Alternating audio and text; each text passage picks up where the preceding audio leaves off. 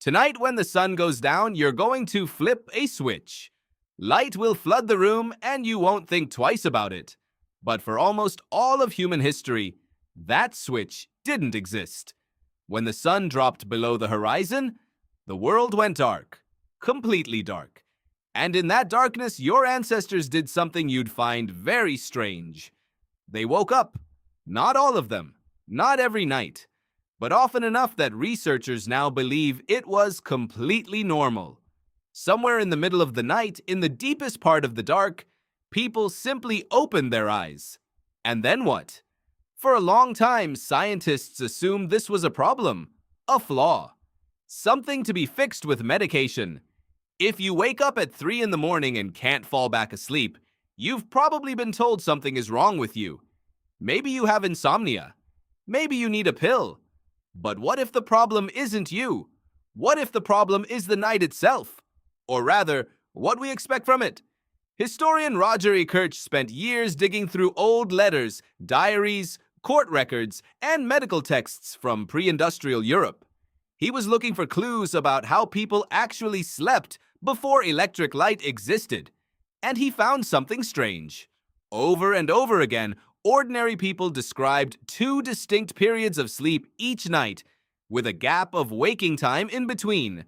They called it first sleep and second sleep. You'd go to bed shortly after dark, sleep for several hours, then wake up sometime around midnight or 1 in the morning. And then, after an hour or 2 of being awake, you'd fall back asleep until dawn. This wasn't insomnia. This was just Tuesday. So what did people do during that gap? According to the records Ekirch found, quite a lot. Some prayed, some had sex, some got up and did small chores by candlelight. Some lay in bed and talked with their spouse or family in low voices in the dark. Some just lay there, thinking, letting their mind drift. That gap had a name in some cultures, a word for the quiet hours of the night. A time that belonged to nobody but you. Now here's where it gets interesting. Psychiatrist Thomas Wehr ran an experiment in the early 1990s that, frankly, sounds almost boring on paper.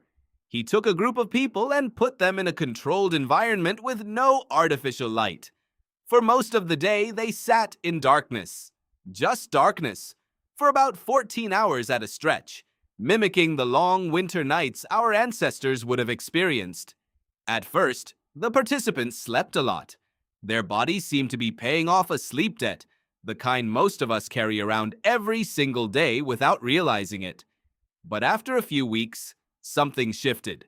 The participants began sleeping in 2 distinct chunks. Just like the people in Ekirch's historical records.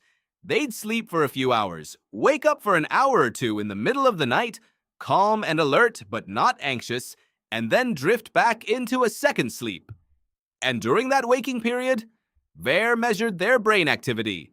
It wasn't the panicked, stressed-out brain of someone with insomnia. It looked in some ways like a meditative state, calm, almost peaceful. So if this pattern is so natural, so deeply embedded, why does it feel like a malfunction now? Because somewhere along the way, the rules changed. The invention of cheap, reliable artificial light didn't just let us stay up later. It compressed the night. It took those long, dark hours and squeezed them into a much smaller window. Suddenly, 8 hours of unbroken sleep wasn't just normal. It became the only acceptable version of sleep. Anything else was labeled a disorder. Think about what that means. For most of the time, humans have existed on this planet. Waking up in the middle of the night wasn't a glitch. It was simply part of the architecture of the day. A built-in pause. A second, quieter room inside the night that people could wander into. And now, when you wake up at 3 a.m., heart may be beating a little faster, mind already racing toward tomorrow's to-do list, you reach for your phone. You check the time. You do the math on how many hours of sleep you have left. And that math itself becomes the thing that keeps you awake. Anthropologist Carol Worthman has studied sleep patterns across dozens of cultures, including hunter-gatherer societies that still exist today. What she found is that In these communities, sleep isn't treated as a single sacred block of unconsciousness that must never be interrupted. It's flexible. People doze near the fire in the evening. They wake during the night. They nap in the afternoon if the opportunity arises. Sleep, in other words, used to be a landscape. Now it's a deadline. So why does this matter to you? Lying awake at 3 in the morning, feeling like your body has betrayed you. Because the anxiety you feel in that moment might not be about the waking itself. It might be about the meaning you've attached to it. Your ancestors woke in the dark and felt nothing in particular, maybe a little restless, maybe curious. They didn't lie there calculating sleep debt because the concept of a full night's sleep as one unbroken block barely existed. The waking itself wasn't the enemy. You, on the other hand, wake up and immediately enter a kind of internal courtroom. You're guilty of being awake. You're sentenced to feel tired tomorrow. The verdict is already written before you've even had a chance to just lie there. Here's something else researchers have noticed. In Vare's experiment, the participants who slept in 2 phases didn't feel exhausted the next day. If anything, some described feeling unusually clear-headed. The waking period wasn't stealing rest from them. It was just part of the rest.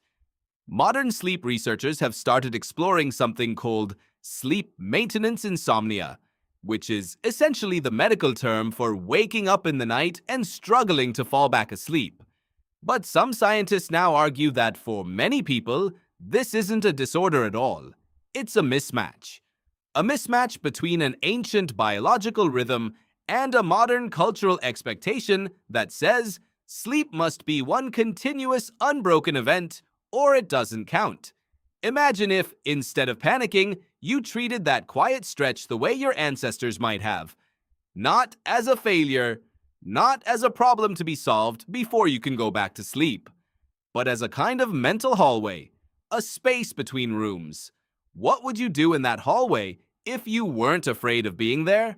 Some researchers suggest this is exactly why so many people report having their best ideas, their strangest dreams, their most honest emotional realizations in those middle-of-the-night hours. The mind, freed from the demands of the day and not yet anxious about the day to come, wanders somewhere it doesn't normally get to go. Your great-great-great-grandparents likely spent that time in low candlelight, murmuring to each other, or simply lying in the dark with their thoughts. No screens, no glowing numbers telling them exactly how many minutes of sleep they were losing. You have that too. You just don't trust it. So tonight, when you flip that switch and flood the room with light, think about what you're erasing. Not just darkness, a whole rhythm, a second room in the night that humans used to walk into without fear. And if you wake up at 3 a.m. tonight, heart beating, mind already spiraling toward the clock, maybe don't reach for your phone, maybe just lie there in the dark, the way your ancestors did, for thousands and thousands of nights before you. You might find that the dark was never the problem at all.